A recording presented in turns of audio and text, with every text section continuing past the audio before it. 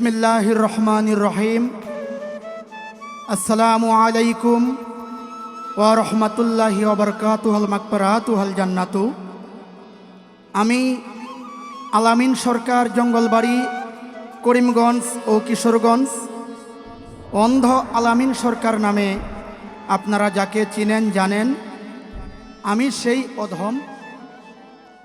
তো আজকে পালাগান করতে দাঁড়িয়েছি হাসর এবং কিয়ামত। পালাগান শুরু হওয়ার আগে আমি আমার পরম করুণাময় আল্লাহ তাআলার নাম স্মরণ করে তার সঙ্গে তার পিয়ারে হাবিব নবী করিম সাল্লাল্লাহু আলাইহি ওয়াসাল্লাম ওনার পবিত্র রওজা মুবারক মদিনাতুল মুনওয়ারায় প্রেম ভক্তি নিবেদন করে সারা বিশ্বের যত গাউস কুতুব ওলিয়া উলিয়া সকলের দরবারে শ্রদ্ধা সালাম রেখে আমার দয়াল, আমার মুর্শিদ হজরতে সৈয়দিনা আকাবিন ওহেদ মুহিউদ্দিন খাকসার চিস্তি নিজামি রহমতুল্লাহ আলাইহে রঙ্গারকোনা দরবার শরীফ কিশোরগঞ্জ সদর দরবারে শ্রদ্ধা ভক্তি রেখে শুরু করব আমার একদম ছোটকালে যিনি আমার গানের গুরু, আমার শ্রদ্ধেয় নানা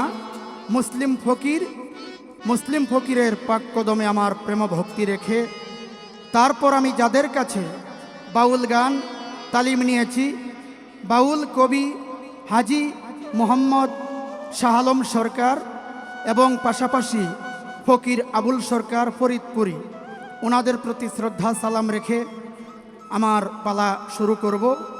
আমার কথাই ভাষায় সুরে চন্দে ভুল ত্রুটি হলে সকলেই ক্ষমা দৃষ্টিতে দেখবেন। আজকে আমার যার সাথে গান করতে দাঁড়াতে হলো, যার তুলনা তিনি নিজেই কারি মোহাম্মদ বারেক বৈদেশি বাবাজান, উনি গান করবেন কিয়ামতের ভূমিকায়, আমি আলামিন সরকার গান করব হাসরের ভূমিকায়। আসলে এই পালাটা আমি নেওয়াতে নিজেকে অনেক আনন্দিত মনে করি। কেন জানেন? কিয়ামত যখন শুরু হয়ে যাবে, কে কোথায় দৌড়ায় পালাইবার চেষ্টা করবে কোনো দিশা থাকবে না। তা আমি অন্ধ মানুষ, আমি দৌড়ায় কোথাও যাইতে পারবো না, আমি নির্ভয়ে থাকি। কিয়ামত হওয়ার আরও 40,000 বছর পরে হইল হাসরের মাঠ, তাইলে এই পর্যন্ত আমি নিরাপদে থাকব। এই কারণে আমি হাসরের ভূমিকায় দাঁড়াইলাম। তো আসলে বাবা, হাসরের মাঠ এমন একটা জিনিস, এমন একটা বিষয়, যেদিন কেউ কাউকে চিনবে না, ছেলে মাকে চিনবে না, মা ছেলেকে চিনবে না, বাবা ছেলেকে চিনবে না, কোনো আত্মীয় স্বজনকে চিনবে না, সবাই অস্বীকার করবেন। কিন্তু আমরা এই দুনিয়াতে এসে এবাদত বন্দিগি যারা এখনো পরিপূর্ণভাবে করতে করি নাই, আমরা যেন আল্লাহ রাসূলের আইন কানুন নিয়ম বিধি বিধান মেনে চলতে পারি, সেই দিকেই আমাদের চেষ্টা করতে হবে।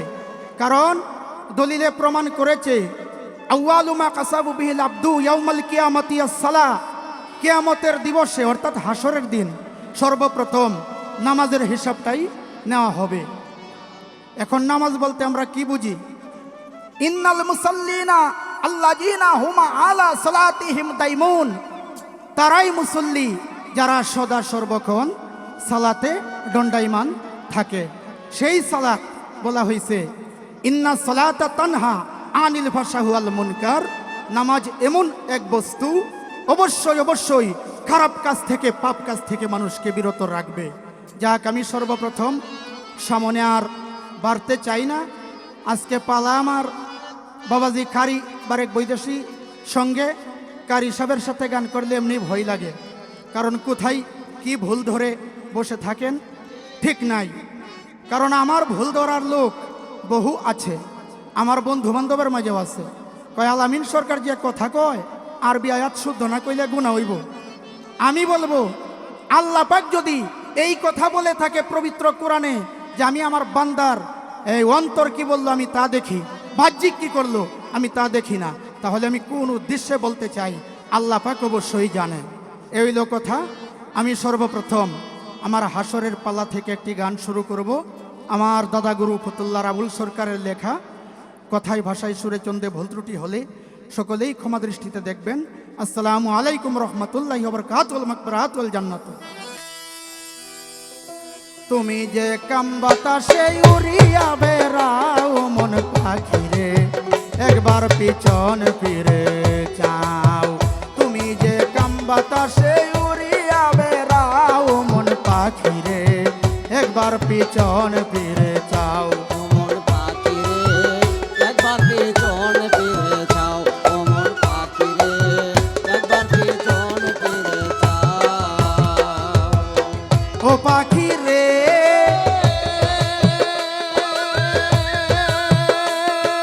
সৃষ্টির আগে এই পৃথিবী ছিল পানি পানি, এক বিন্দু পানিতে হলো মানব দেহ খানি। ইসরাফিল ফেরেশতা যখন সিংহাতে ভোগ দিবে, তামাম দুনিয়ায় আবার পানিময় হইবে। 40,000 বছর থাকবে পানিময় হইয়া, কুদরতি এক বাতাস আল্লাহ দিবে রে ছাড়িয়া। সেই বাতাসে ঢেউ তুলিবে, ঢেউয়ে করবে ফেনা, সেই ফেনা হইতে হবে একটি বালুকণা। প্রথম বালু তৈরি হবে কাবা বরাবর, পৃথিবীর মধ্যভাগে আল্লাহর কাবা ঘর। এক কণা হইতে বালু 70 কণা হবে, 70 থেকে 70,000 বাড়িতেই থাকিবে। পৃথিবীর মধ্যভাগে জাগবে বালু চর, সেই চরেই গরিবেন আল্লাহ কঠিন হাসর। তুমি জেনে শুনে সেই খবর জেনে শুনে, জেনে শুনে সেই খবর কেমনে ভুলে যাও ও মন পাখি রে। একবার পিছন ফিরে যাও, ও মন পাখি রে একবার পিছন ফিরে যাও, ও মন পাখি রে একবার পিছন ফিরে যাও। ও পাখি রে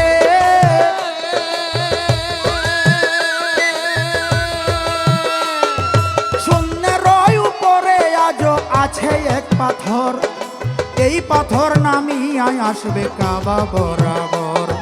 7 আসমানের উপরেতে আরশ রহিয়াছে, তার উপরে আরশে আজিম আল্লাহ বানাইয়াছে। তার উপরে লৌহে মাহফুজ থাকে লিপি, তার উপরে ইল্লিন মুকাম থাকে আত্মা নেকি। তার উপরে আরশ কুরসি আল্লাহর সিংহাসন, এই সিংহাসনের পায়া ধরা ফেরেশতা 8 জন। জিন ইনসান ফেরেশতারা সবাই যাবে মারা, শুধুমাত্র জিন্দা থাকবে 8 জন ফেরেশতারা। আল্লাহর হুকুমে তারা সিংহাসনটা নিয়া এই শূন্যের পাথরে নিয়া দিবে রে বসাইয়া। সেই কুরসিতে বসবে আমার আপে নিরঞ্জন, সৃষ্টির আগে অনুরাগে ছিল রে যেমন। আবার কুদরতে ইসরাফিলকে লইবে জিন্দা করে, হুকুম দিবে সিংহাতে ফুক দিতে তারে। প্রথম ফু ইসরাফিলের সিংহায় যখন দিবে, তামাম ফেরেশতা আবার জিন্দা হয়ে যাবে।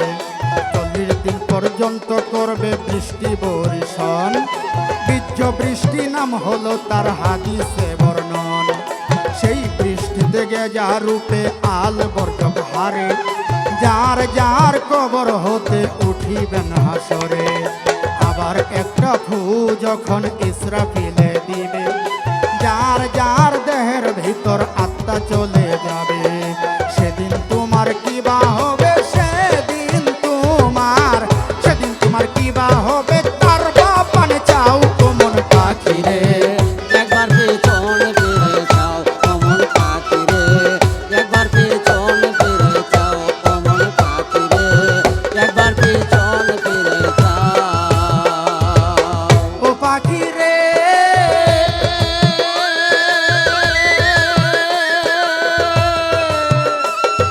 তোমারে না এত কইরা বুঝাইয়া কইলাম, দিন থাকিতে লৌরে পাখি ওই মালিকের নাম। তুমি শুধু কাম বাতাসে খাইলা রে বাজি, এমন মধুর নামে তোমার মন হইল না রাজি। 16 আনা এনেছিলে মহাজনের ধন, চালান খাইয়া হইলা দেনা উপায় কি তখন? ভেবেছিলে সুদিবে না মহাজনের পুঁজি, থাকবা খাইয়া লুকাইয়া আর পাবে না খুঁজি। দাদা আবুলে কয় গেলি বুঝি, আবুলে কয় দাদা, আবুলে কয় গেলি বুঝি, আলামিন সরকার পাও ও মন পাখি রে। একবার পিছন ফিরে যাও ও মন পাখি রে, একবার পিছন ফিরে যাও ও মন পাখি রে, একবার পিছন ফিরে যাও। আস্তে সর্বপ্রথম একটি কথা আগে বলবো, তারপরে প্রশ্ন করব। কথাটা কি বাবাজি? যারা অবিশ্বাস করেন যে কোন দিন হাসরের মাঠ হবে, কোন দিন বিচার হবে, কোন দিন আমি মারা যাব, সেই দিনের আশায় থাকবো, না না, একটি কথা আছে, লাল গরুর মাথায় দেখি কুকরা সিং, সারা বছর যেমন তেমন বুঝা যাইব ময়ের দিন। কয় সরকার আলামিন, মনে রাখতে হবে। তো সর্বপ্রথম আমি একটি প্রশ্ন রাখার চেষ্টা করব। আমার বাবাজি কারি মোহাম্মদ বারেক বৈদেশি, যাকে প্রশ্ন করার জন্য হয়ে গেছি আমি উদাসী। আমি জানতে চাই বাবাজি, আপনি বলবেন কিয়ামতের পূর্বে দাব্বাতুল আরজ নামক একটি প্রাণী বাহির হবে, সেই প্রাণীটির কি কর্ম থাকবে এবং কেন বার হবে, এবং সেই প্রাণীর আকৃতি বা চিহ্নটা কেমন থাকবে? এই সর্বপ্রথম আমার একটি কথায় রয়, বাউল অন্ধ আলামিন সরকার কয়, এইবার আমার গানের মুখে প্রবেশ করতে হবে। তুমি যে কাম বাতাসে উড়িয়া বেড়াও মন পাখি রে, একবার পিছন ফিরে যাও। তুমি যে কাম বাতাসে উড়িয়া বেড়াও মন পাখি রে, একবার পিছন ফিরে যাও মন পাখি রে, একবার পিছন ফিরে যাও মন পাখি রে, একবার পিছন ফিরে যাও।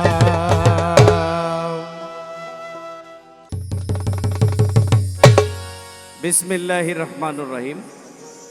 আমি সর্বপ্রথম মহান আল্লাহ পাকের দরবারে শুকরিয়া আদায় করে আল্লাহর পেয়ারা হাবিব, আল্লাহ যাকে সৃষ্টি না করলে এই কুল কায়নাতের কিছুই সৃষ্টি করতেন না, আমাদের প্রিয় নবী হুজুরপুর নূর হজরত মুহাম্মদ সাল্লাল্লাহু আলাইহি সাল্লামের পবিত্র কদমে লাখো কোটি ভক্তি নিবেদন করে নবীর আহলে বায়াত পাক পাঞ্জাতনের প্রতি ভক্তি রেখে এই পৃথিবীর সমস্ত নবী অলি গাউস কুতুব যে যেখানে স্থান নিয়েছে সকলের পবিত্র দরবারে আমার ভক্তি নিবেদন করে আমার জন্মদাতা পিতা মাতার প্রতি ভক্তি শ্রদ্ধা রেখে আমার যিনি মুর্শিদ কেবলা হজরতে শাহ সুফি আলহাজ গাজী মতিউর রহমান চিশতি নিজামী রহমাতুল্লাহ আলাই মেঘনা পাড়ার বন বাবার পবিত্র কদমে আমার ভক্তি নিবেদন করে আমার সঙ্গীত গুরু বাউল সাধক সুনীল কর্মকার সেই দরদির প্রতি আমার ভক্তি শ্রদ্ধা নিবেদন করে যে যেখান থেকে আমাদের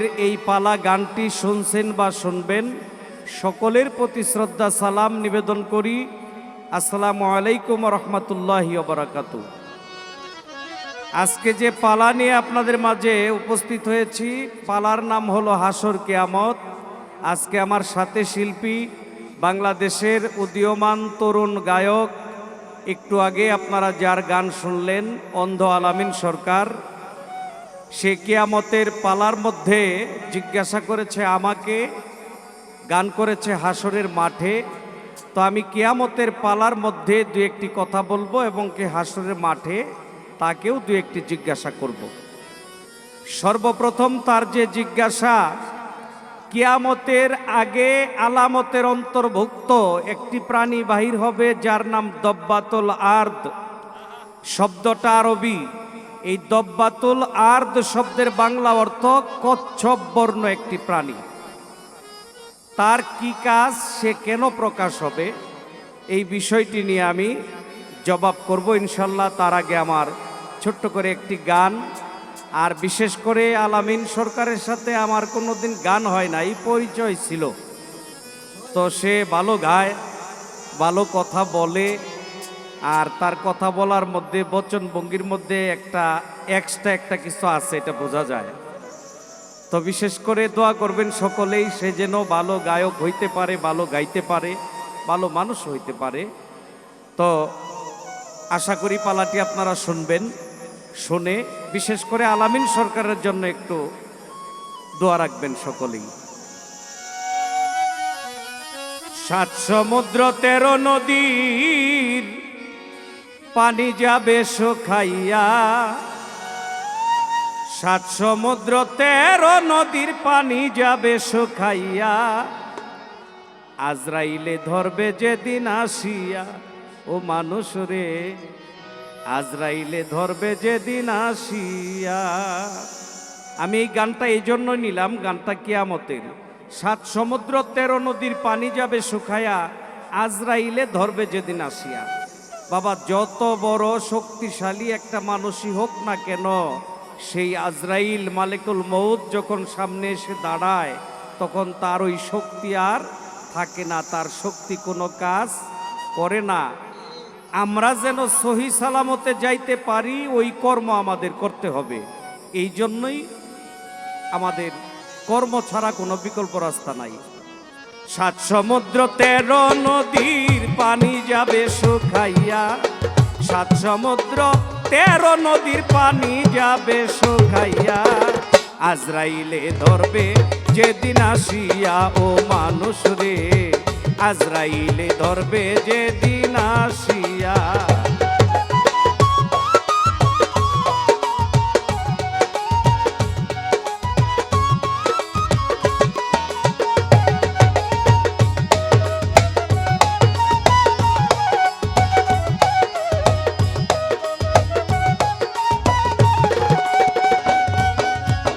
দালান কোঠা পাকা বাড়ি কইরবে তোর সুন্দর নারী, দালান কোঠা পাকা বাড়ি কইরবে তোর সুন্দর নারী, এক পলকে মায়ার স্বপন যাবে তোমার ভাঙ্গিয়া।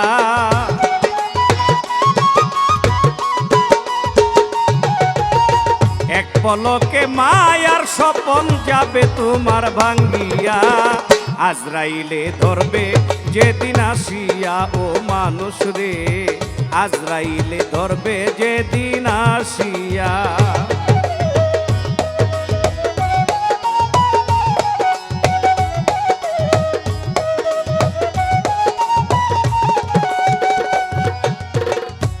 এবার করলি না মালিকের কর্ম, ধান্দা করলি লয়া ধর্ম, করলি না মালিকের কর্ম, ধান্দা করলি লইয়া ধর্ম, ও তোর সকল কিছু হইল বিফল স্বভাবে পশু হইয়া।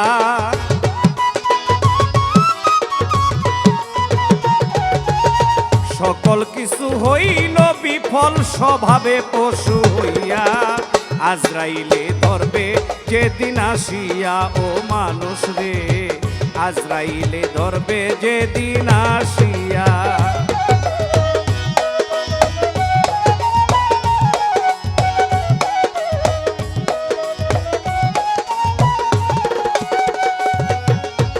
বৈদেশি বারেকে কান্দে পরিয়া মায়ারি ফান্দে, বৈদেশি বারেকে কান্দে পরিয়া মায়ারি ফান্দে, যা করে মতিন সাচান্দে আশায় আছি বসিয়া।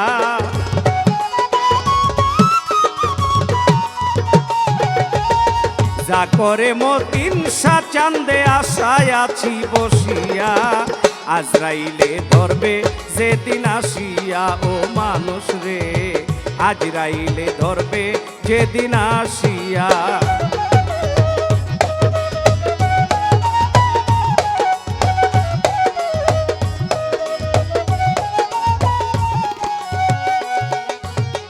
কিয়ামতের আগে দব্বাতুল আর্দ নামক যে প্রাণীটি বাহির হবে তার স্থান হলো সাফা মারুয়া দুইটা পাহাড়ের মধ্যবর্তী স্থান থেকে সে প্রকাশ হবে।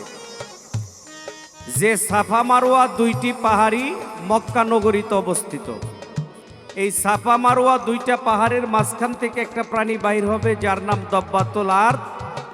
তার বর্ণ থাকবে কচ্ছপের ন্যায়। তার সর্বাঙ্গ শরীরে 7টা প্রাণীর চিহ্ন থাকবে। 7টা প্রাণীর চিহ্ন থাকবে তার সর্বাঙ্গ শরীরে। আকার থাকবে কচ্ছপের মতো। তার এক হাতে থাকবে একটি লাঠি আর এক হাতে থাকবে একটি আশা। লাঠি হলো হজরতে সুলাইমান আলাইহিস সালামের হাতের একটি আংটি এবং কি হজরতে মুসা আলাইহিস সালামের হাতের একটি আশা। এই দুই নবীর দুইটা বস্তু তার দুই হাতে থাকবে। আর এই দুইটা বস্তু দিয়া সে কাজ করবে। কি কাজ? যদি আংটি দিয়া কারো কপালে সিল মেরে দেয় সে কাফের, এটা লেখা থাকবে তার কপালে। আর যদি আশা দিয়া শরীরে টাচ করে তাহলে ওই ব্যক্তি ইমানদার, নেককার, এটা প্রমাণিত হবে। সমগ্র পৃথিবী সে ঘুরবে, সমগ্র পৃথিবীটা ঘুরবে। ঘুরে ঘুরে ইমানদার আর বেঈমান তাদেরকে সে চিহ্নিত করবে। এই দব্বাতুল আর্দ কিয়ামতের আলামতের মধ্যে সর্বোচ্চ একটি আলামতের অন্তর্ভুক্ত। তার মাধ্যমে প্রমাণিত হবে কে ইমানদার আর কে বেঈমানদার। শুধু তাই নয়, এর আগেও কিয়ামতের আরো আলামত আছে। লোহিত সাগর থেকে স্বর্ণের একটি শহর বা পাহাড় ভাসবে। ওই স্বর্ণের পাহাড় যখন ভাসবে হাজার হাজার লক্ষ লক্ষ মানুষ দৌড়াইয়া যাইব ওই স্বর্ণ নিতে। যারা ইমানদার তারা যাবে না, আর যারা বেঈমান, যারা অর্থলোভী, তারা ওই স্বর্ণের জন্য পাগল হয়ে যাবে।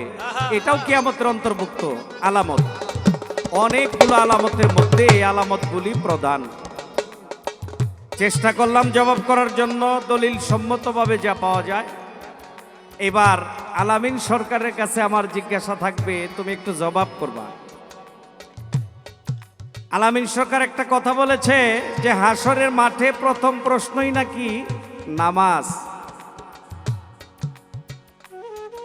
আচ্ছা, যদি বিষয়টা এরকমই হয় যে নামাজই প্রথম প্রশ্ন, এখানে কিন্তু আমাদের একটা বিষয় থাকে। কি বিষয়?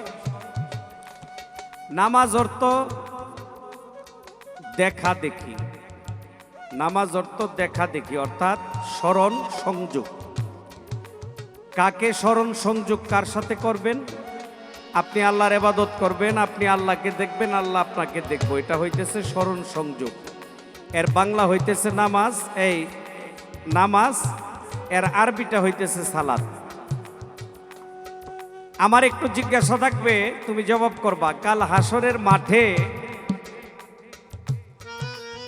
যতগুলো মানুষ থাকবে প্রত্যেকটা মানুষ পুনরায় গাছের মতো গেজায়া উঠবে, জীবিত হবে।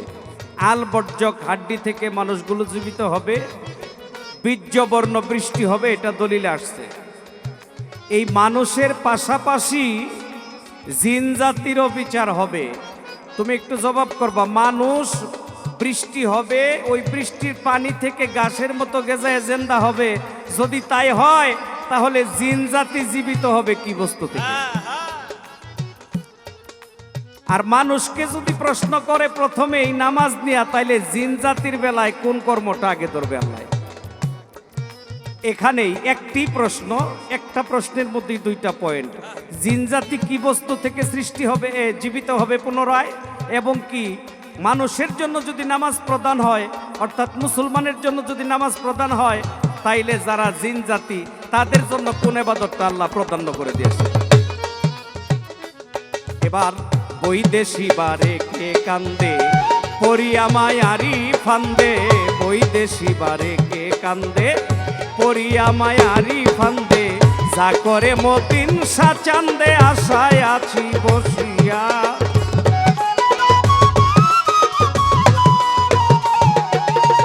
যা সাগরে মতিন চাঁদে আশায় আছি বসিয়া আজরাইলে ধরবে যেদিন আসিয়া ও মানুষ রে আজরাইলে ধরবে যেদিন আসিয়া সাত সমুদ্র 13 নদী যাবে তোমার শুকাইয়া সাত সমুদ্র 13 নদী যাবে তোমার শুকাইয়া আজরাইলে ধরবে যেদিন আসিয়া ও মানুষ রে আজরাইলে ধরবে যেদিন আসিয়া ও মানুষ রে আজরাইলে ধরবে যেদিন আসিয়া